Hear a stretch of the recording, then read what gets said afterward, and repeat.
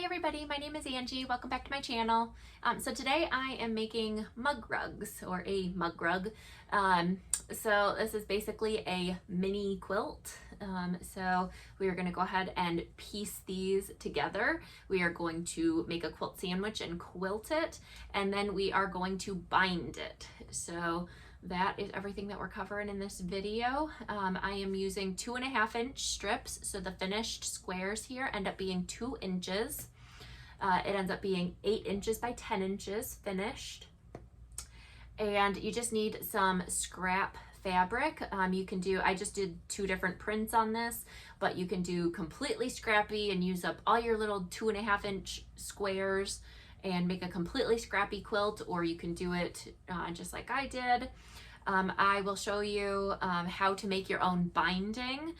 So as you can see, I pieced my binding together because I didn't have enough of any one particular print that matched this that I could use for the binding.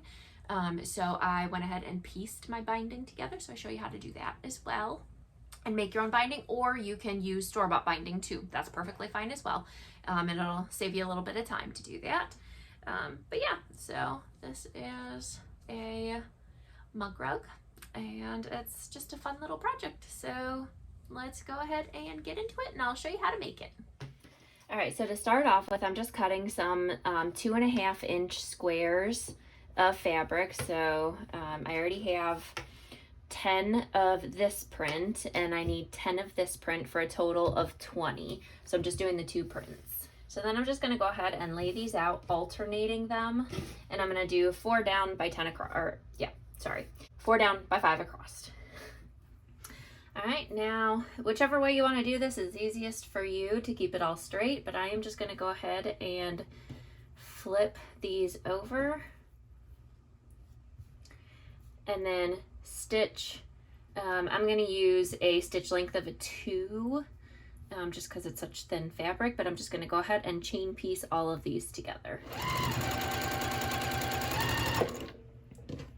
And no need to back stitch, just pull it out from under your needle a little bit so that there's like maybe a 1/2 inch gap between them or so, and then just start on the next one. All right, so then we have this nice little chain going here. And we'll just go ahead and snip these apart. Okay, so now we can go ahead and we see that we can fold these open and it's right back in place to where we wanted it to be. So I'm just going to go ahead and on each of these, I am going to press the seams towards the darker color. So that is going to give me alternating seams so that I can nest them later on, but I'm just going to go ahead and on all of these press the seam so that it is laying this way towards the darker fabric. We want to make sure that these 2 blocks are pressed the opposite direction of each other. That's ultimately our goal. These 2 blocks, these 2 blocks, these 2 blocks, and so on, all need to be pressed opposite of each other. So I'm going to take my iron and we'll just set it down while it's still closed to set that seam. And then we're just going to fold it back like that so that my seam is now pressed in this direction towards the darker fabric. And then I have my next one. Now this one is the lighter fabric on top because it's alternating. I'm going to flip it. Whichever way you want to press the seam towards, that's the fabric that you want on top. So I just kind of lift the fabric up and then move the iron over.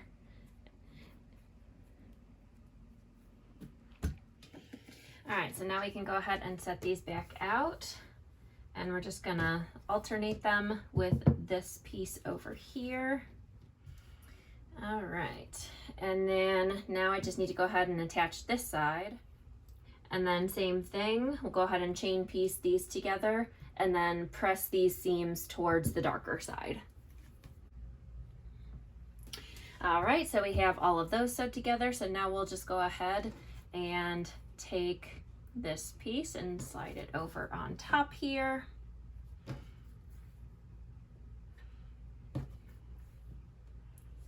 and then we'll go ahead and sew each of these. All right, so now we have all of our pieces,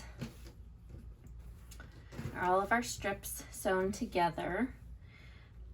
And if we turn them all over, we can see that all of these seams are facing opposite directions because we pressed every other one in a different direction. So now what that means is that when we flip this over to sew this row together, these two seams here are facing different directions and they're going to nest together.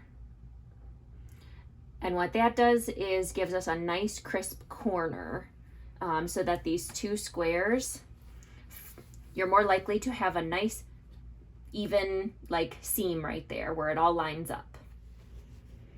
So just a nice little close up here. You can see that this seam is going this way and this seam is going that way. So then we kind of butt the two up next to each other, and it just creates, it's called nesting the seams, and it just creates a nice intersection of those seams right there. All right, so I'm just gonna go ahead and I am kind of wiggling it together with my fingers to make sure that the seam is nested in this first intersection here. And then I'm pressing down to just kind of hold it in place with my finger.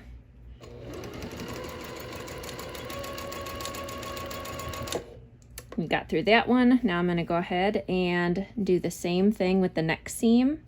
Just make sure that they are butted up together. I can feel it with my fingers because I'm pinching them together, and it gets to a point where it just stops because they've butted up next to each other.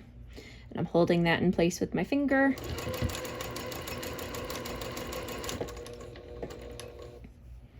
And then again doing the same thing here.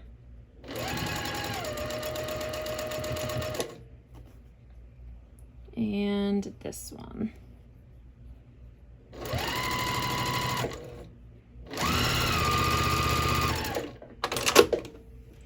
All right, so now we're going to take this over to our iron, and now at this point it doesn't matter what direction we press it because it's not going to be intersecting with any other seams. So we can go ahead and just take it over to the iron and give it a press open one way or another. All right, so I went ahead and gave it a press with the iron, and you can see this intersection here by nesting those seams. It gives us a nice corner there where all 4 points meet.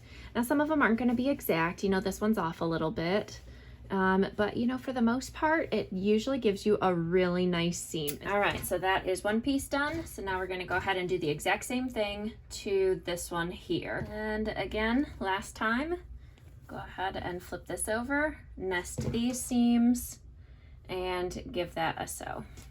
So now our mug rug top is complete.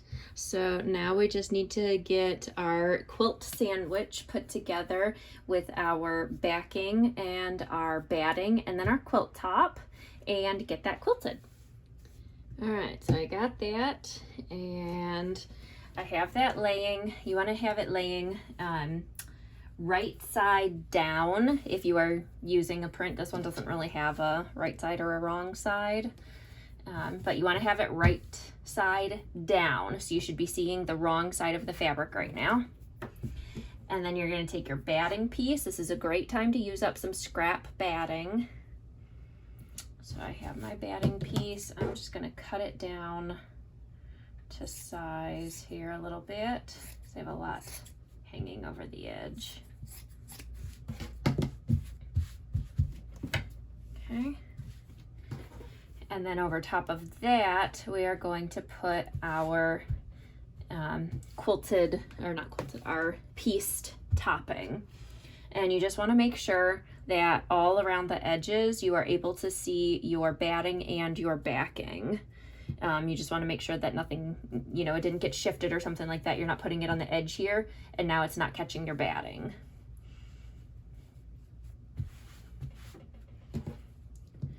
And then you can use spray based if you have it, which I think I am going to go ahead and do just because I have it and I never use it. Or you can go ahead and just pin the entire thing together. You just want to make sure that everything is all flat. There's no wrinkles back here because those will show in your finished product.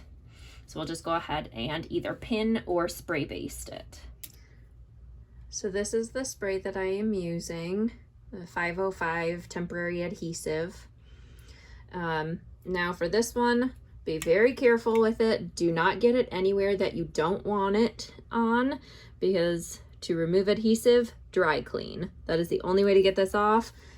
You can scrub and scrub and scrub, which I did on my embroidery hoop, and it will eventually come off, but that was on like a piece of plastic. If you get it on fabric that you don't want it on, then that's trouble. So just be very careful of where you're spraying this. All right, so what I'm gonna do is just fold back the batting and the topper so that I just have the backing here. And I think I'm just gonna spray it on this because this piece is a little bit bigger. And I'm just gonna do a little spritz. Nothing too crazy, and you want to make sure that you're not spraying it on your cutting mat or anything. And then I'm just going to pat as I go. Don't like stretch it or anything. There we go. And now stuck. Okay, and then I'm going to do the same thing on this, except I don't really want to spray this directly onto the cotton. So I am going to just spray it onto here, but I'm just going to not go all the way out to the edges. So just a couple spritz. And again, I'm just kind of patting it back. And then we'll do the same thing this side, and I'll just go as far back as until it starts pulling, so I know that's where I stopped last time. There we go. And then when we come back over here, you can see it is all nice and smoothed out. No wrinkles or anything, no puckers. Same with the front and everything. Like, this isn't going anywhere. It is all nice and stuck together. All right, so I went ahead and attached my table. If you don't have one, that's fine. It just is helpful if you do. And then I also attached my walking foot. Again, for this small of project, it's fine if you don't have one. But it does help to stop any kind of shifting. And now is a really good time for you to have some fun with the quilting. If you are creative, if you like to do free motion quilting, you can put a free motion quilting foot on and, you know, get some practice in, or just do some fun designs.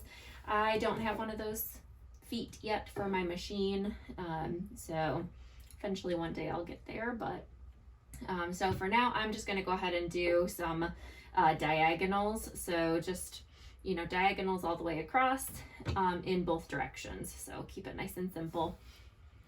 And we'll just start at one corner here.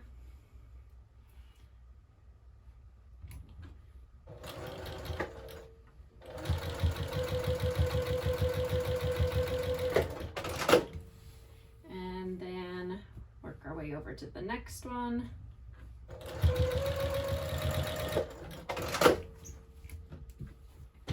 All right, so all nice and quilted, and I'm just kind of brushing the threads out away from the quilt top, just so that they're out of my way when I go to trim them. Right, so then there is what the back looks like.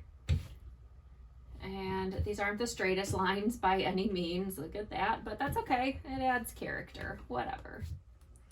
All right, so now we need to go ahead and trim this up and square it up. So what I'm gonna do is match up one of the lines on my ruler with one of the seams on the quilt sandwich. And then I'm just gonna go ahead and, you know, align the edge over here so that I'm not trimming off all that much, but just so that I get a nice even edge over on the side. And then we'll do that all the way around. So there we go. That is what we're looking like. And now all that's left is we need to bind it. And for the binding, you can use 2.5-inch strips for your binding pieces and piece those together, or you can do 2.25. I personally like 2.5-inch strips, just because that's, you know, what I have on hand. That's what I cut my pieces to preemptively, but also just because it gives you a little bit more wiggle room, and I have an easier time catching both sides when I am sewing it, because I don't hand sew the binding on. So when I'm machine binding the entire thing, I just like to use the 2.5-inch strips. All right, so to bind it, you have a couple of options. If you have pre-made or pre-cut binding strips, you can go ahead and use those, or you can make your own. And when it comes to making your own, again, there's a couple options. You can use, if you have enough of one print to do the entire thing in one print, you can do that. You don't necessarily have enough of any one of these to make my own binding strips all the same color. But I do have these 2.5-inch strips that I have left over that I'm just going to go ahead and piece together and kind of make a scrappy border. All right, so what I'm going to do is take one of the strips here, and I am going to lay the two pieces right sides together but perpendicular to each other so that it makes a 90-degree angle, just like that. Where the fabric meets up here, you're going to go ahead and sew from that corner down over to where the fabric meets over here. So we're going to sew a diagonal line there. So you can go ahead and eyeball it if you want, or you can draw a line, and you can pin if that is helpful. I'm just going to go ahead and draw a line on my fabric here, and that is the line that I'm going to go ahead and sew. I just want to make sure that my fabric doesn't shift. So actually I think I am going to go ahead and just stick a pin on either side of it.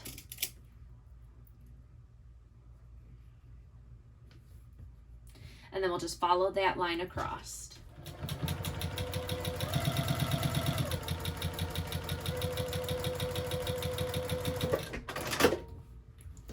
Okay, we can take our pins across, or take our pins out. And then when we open this up, it creates one solid strip of binding. Let's trim off this piece here. So this little dog ear part, we can go ahead and trim that off. And you just cut like maybe 1/4 inch away from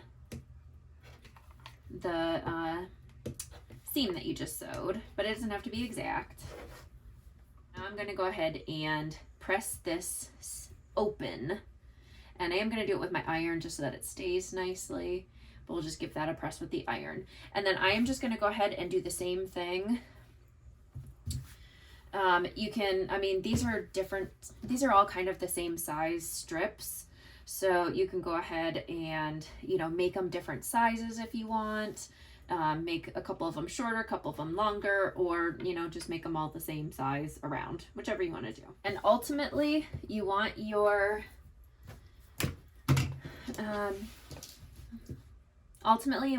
binding to be, it needs to be enough to fit all the way around here. So we need 10 inches by 8 inches, 10 inches, 8 inches, and a little extra in the corners here. I like to add 1 inch per corner, and then a few inches of overlap just to make it easier when you're putting it all together. So we need 10 plus 8 is 16. Do that again, is 32, if I can do math correctly. So 32 plus 4, because we're adding an inch to make sure we have enough room for the corners. What did I say? 32 plus 4, 36. We'll go ahead and make sure that we have 40 inches of binding. So that 40 inches of binding should give us more than enough to cover the binding for this little project here. All right, so we got our binding strip all pieced together. So now we need to take it over to the iron, and we're just going to go ahead and fold it in half, just like that, all the way down, and then give it a press so that it stays put. All right, so I got my table back on here just to give me a little bit more space. And then what I'm going to do is I like to start on the front, but it is up to you. So we're gonna start on the front, sew it on, and then fold it back, and then flip it over and sew it again, top stitch it onto the back. So I'm gonna start with the front, and we're just gonna leave a little tail here where we're not gonna sew, and hopefully I have enough space here. But we're just gonna go ahead and align the raw edges of the binding with the raw edge of the quilt. And we're just gonna start sewing that at a 1/4 inch seam allowance.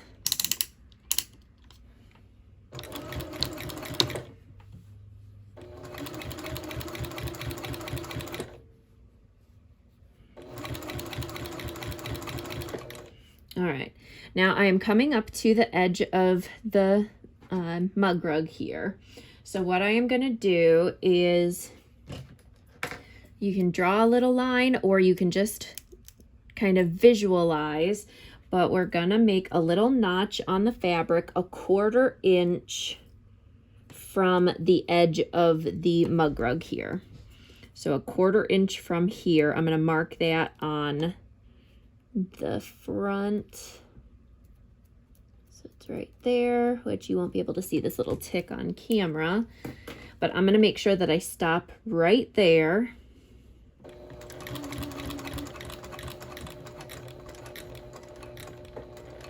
Okay, and then I'm gonna, with my needle down, lift my presser foot, angle it towards the corner, and then sew off the edge.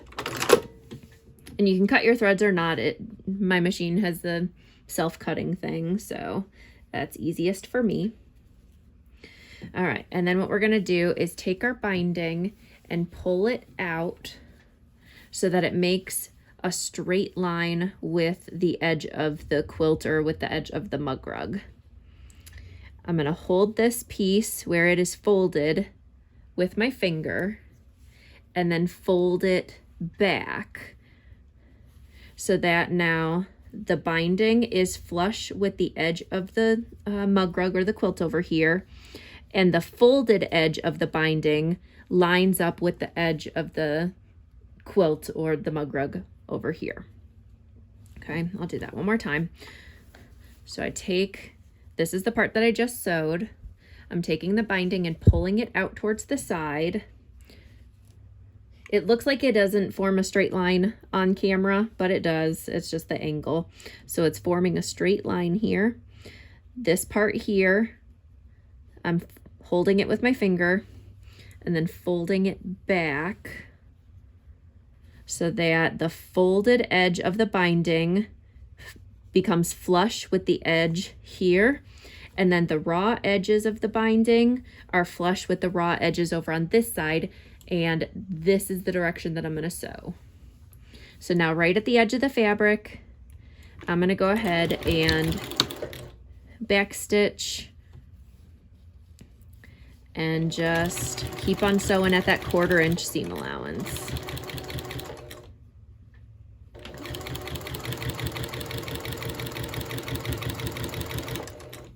Okay, I'm coming up to the edge here again. So again, I found that 1/4 inch line.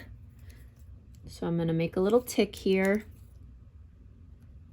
right where the 1/4 inch is. I'm gonna sew until I hit that mark. Angle it into the corner and sew off the edge.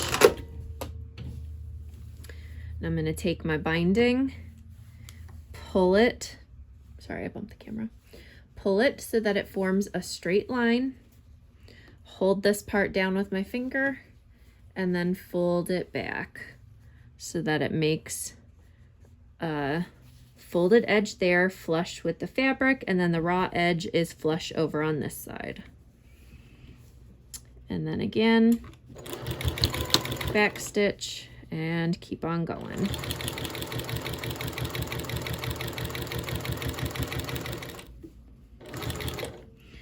And I am going to go ahead and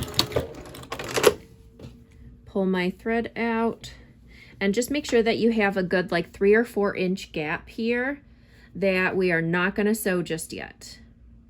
We'll get this, we need to combine or join these two pieces of the binding. So we need to leave ourselves a gap in order to do that. All right, so now in order to join the binding strips together, the two ends, what we need to do is trim them down so that they overlap by the width of your binding strip. So however wide you cut your binding strip to, whether that's 2.5 or 2.25 inches, that is how much your binding strips need to be overlapping each other. So I have the edge of my ruler over on the edge of this binding strip over here, and then I am going to cut this top one at 2.5 inches. So that would be this mark here. And I came very close to not having enough. I actually didn't have quite enough for 40 inches. So I kind of ran out of little space. I think I only had like 36 inches or 37 inches. So 38 inches, no, I'm sorry. So 40 inches will be perfect for, yeah, I was accurate in my assessment of how much I would need. So I'm going to go ahead and cut this right at the 2.5 inch mark, and we're just going to trim it just like that. All right, so I'm going to flip it just so it's a little bit easier for me. But what we're going to do is take one of our binding pieces, and we're just going to pull it up and lay it flat. So we just took it, pulled it up, and laid it flat right side up.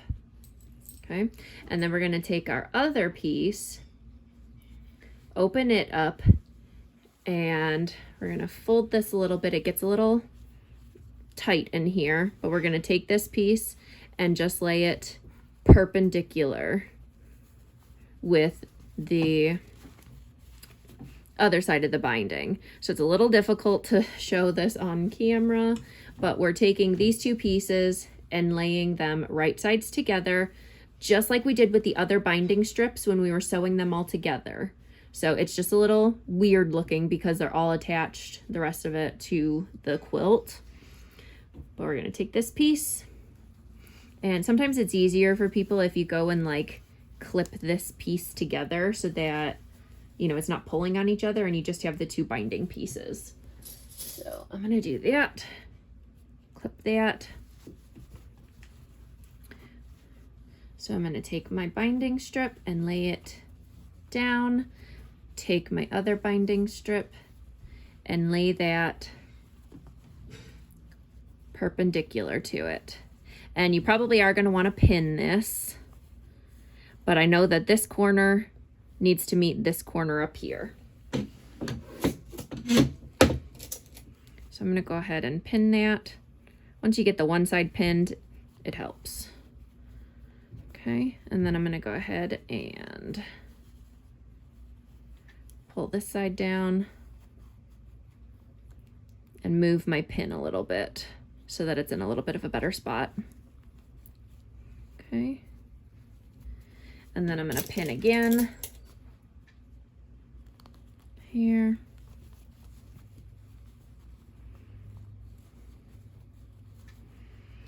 And you just want to, as best as you can, flatten it all out. Like I said, I gave myself a little, not enough space. All right, so it's a little difficult to work with on these little projects here, but you just want to make sure that everything is at that 40 or at that perpendicular. And then right at the corner up here, I'm going to go ahead and start sewing right there. And we're just piecing those two together.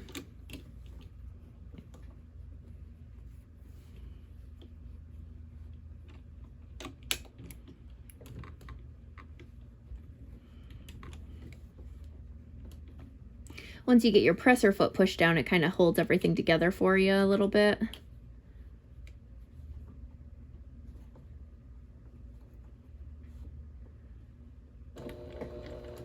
All right, so I got my needle in there, so that helps. And now I'm just sewing in the direction of this corner over here. And it's a little scrunched up here, but we'll just flatten it out as we go. So I'm gonna pull this pin out to get it out of my way. And we are flattening it out as we go. Okay. Flatten it out. Pull this pin out. Flatten out. Sorry, I bumped the camera.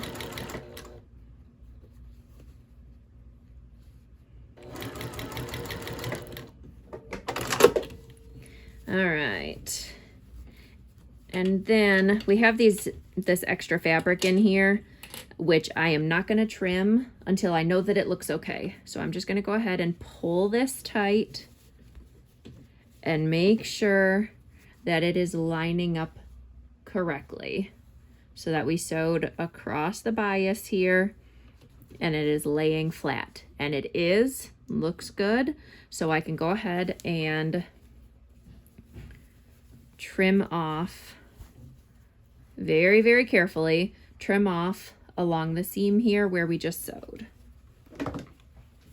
So just go very carefully so that you don't end up cutting into your project at this late stage.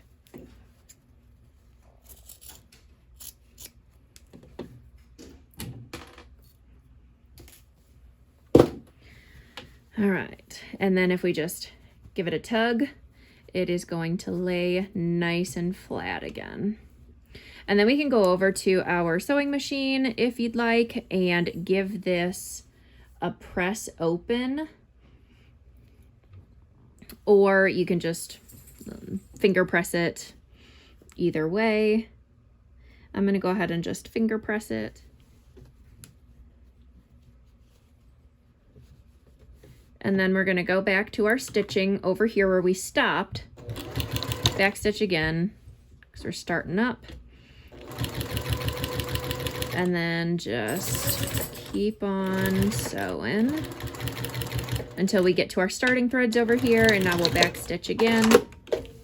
All right, so there we go. So that is where we joined the two pieces together, and now you can't even tell that that's what we did.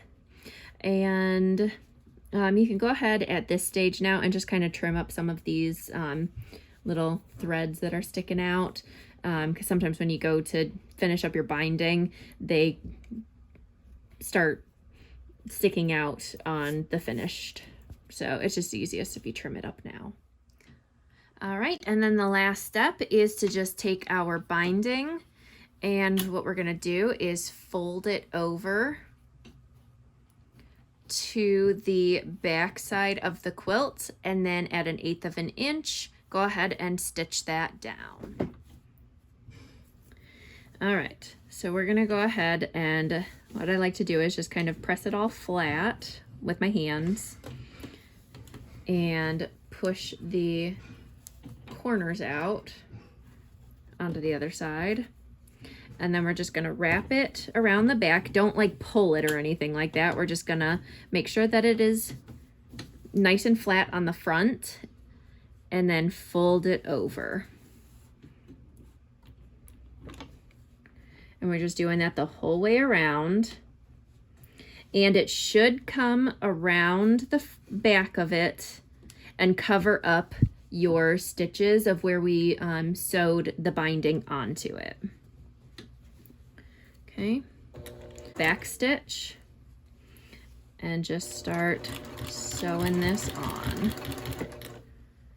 And as I go, I am just pulling it over the front and then sewing.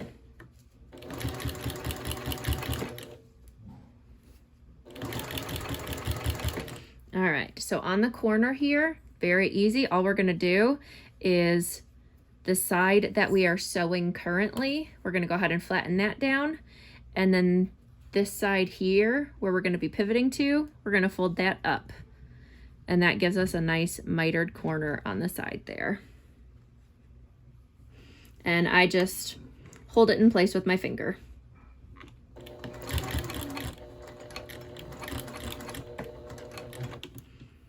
And once it gets under the presser foot kind of holds the side over here in place. You can definitely pin it.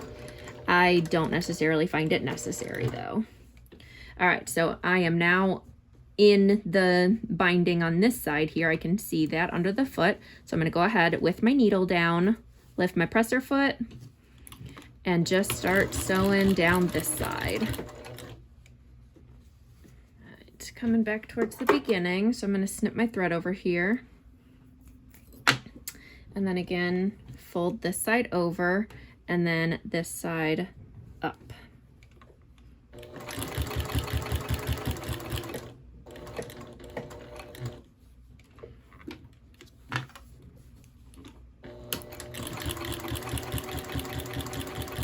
And then we're back at the beginning, so I'm going to back stitch. And then here is our corners.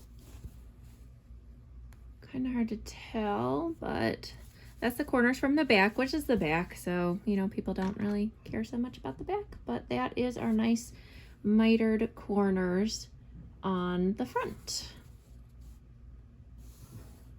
And this one just so happened to be a perfect shift from one fabric to the other. So it worked out. All right, so there we go, our little mug rug. So I already have a drink here. Let's go ahead and set that on it.